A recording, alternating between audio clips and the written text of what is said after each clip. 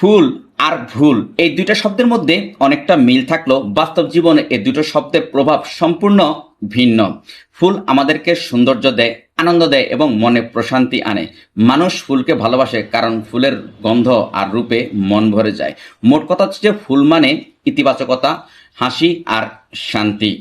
আর ভুল আমাদের জীবনকে শিক্ষা দেয় আর অভিজ্ঞতা বাড়ায়। কখনো কখনো ভুল আমাদেরকে কষ্ট দেয়, আবার কখনো আমাদের ক্ষতিও করে, কিন্তু শেষমেশ এই জিনিসটা বোঝায় যে কোনটা সঠিক আর কোনটা ভুল।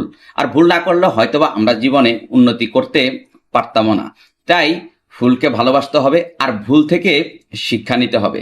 ফুলের মতো সুন্দর হতে হবে আর ভুলকে কাজে লাগাতে হবে আগামী দিনে আরো ভালো হওয়ার জন্য। এখন সর্বশেষ কথা হচ্ছে যে ফুল আনন্দের শিক্ষক আর ভুল হচ্ছে অভিজ্ঞতার শিক্ষক। Thanks for watching.